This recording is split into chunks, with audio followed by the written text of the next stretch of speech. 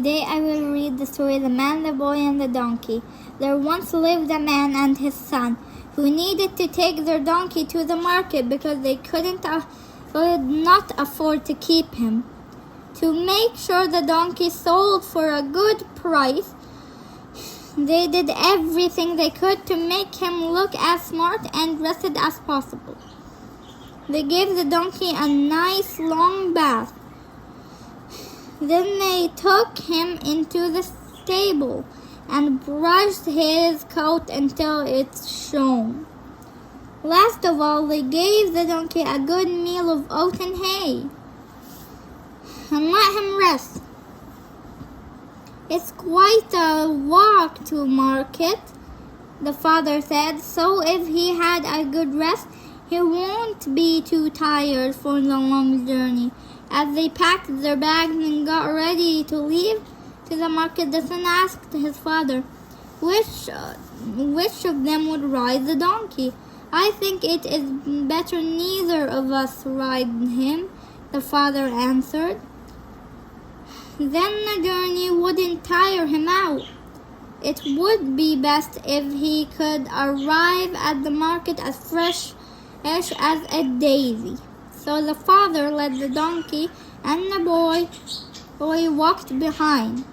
The day was fine and sunny, and they continued happily on their journey. All three of them enjoyed the walk in the clean, fresh air. They hadn't gone far when they saw a group of women hanging out their clothing in the sunshine. The women frowned when they saw the man, the boy, and the donkey walking along the dusty road. They looked like they were heading to town. "He's a long trip," said the woman. "I agree," said another woman. "What sort of a father allowed his son to walk when he could ride?" The man overheard the woman speaking and felt bad.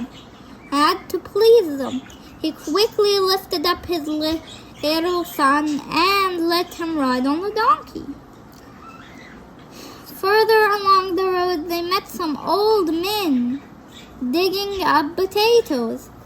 "Where are you going?" asked one man, straightening his back. "We're taking our donkey to the market," the father told him. "Goodness, that's a long way to walk," said the old man.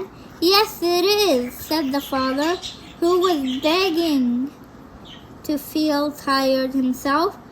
The old man turned to the boy. "Show some respect for your father," he said, "and you shall let him ride the donkey. His legs are older than yours." Straight away the son felt bad, so without a second thought, he jumped down from the donkey's back and helped his father up to ride instead. As they drew nearer to the market, they met some workmen repairing the road. "You look hot and tired, young man," one of the workmen said to the boy. "I am," the boy answered. "We have traveled a long way and the day is warm." "Why would you walk when you could easily fit on that donkey as well?" exclaimed another man. "That seems very foolish to me." So to please the workmen, the father shoveled up and let his son ride on the donkey too. The donkey huffed and puffed under the weight of both of them. The boy, the father, and the donkey had nearly reached the market when next they saw some children playing. The donkey was so tired from carrying the man, the boy, and the donkey that he soon slowed down enough for the children to gather around and stroke him. The donkey looked tired. One of the children asked, I expect he is.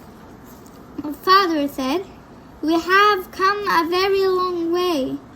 If the donkey is tired, you shall carry him, said the children. You shouldn't make him carry you. So finally, to please the children, the father and his son lifted the donkey onto their shoulders and carried him to rest on the way to the market. This made the last part of the journey extremely difficult. The donkey was heavy, and the father and the boy were hot, tired, and thirsty. They looked longingly at the village pond, wishing they could stop for a drink. As the trudging people started to come out of their houses and stairs, they pointed and giggled and laughed out loud when they saw the man and the boy carrying a donkey on their shoulders. What a ridiculous sight, an old man said, pointing at them with his stick.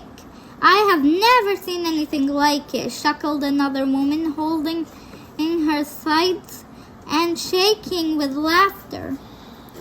I thought donkeys were supposed to do the carrying, not the other way around, someone else shouted. They must be crazy, mumbled one grumpy grandma under her breath, or just stupid.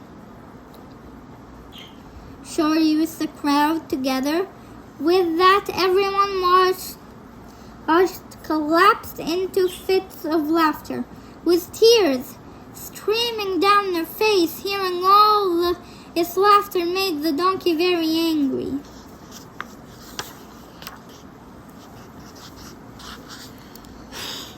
I'm fed up, the donkey thought to himself. I've walked miles in the heat, and thus I've been sat on and carried and laughed at.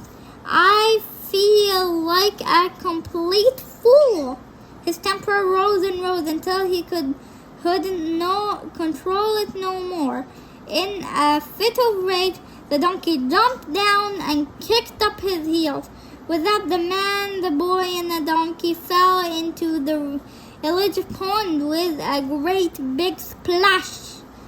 The town people stood on the bank and laughed even harder at all three of them falling about in the water. They had never seen such a funny sight as a man, a boy, and a donkey swimming together. The man and the boy weren't laughing, however. They couldn't see the funny side at all. The man climbed out of the water first and gave a helping hand to his son. The two of them sat on the bank to dry out in the sun's light. How could this happen? The boy asked, dipping with water.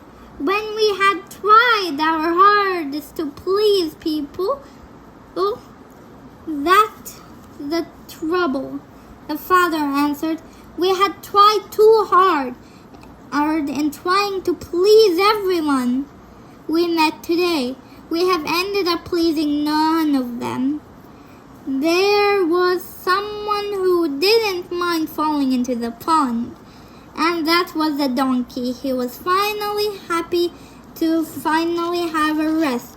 The end. The aim of the story, if you try to please everyone, you will end up pleasing no one.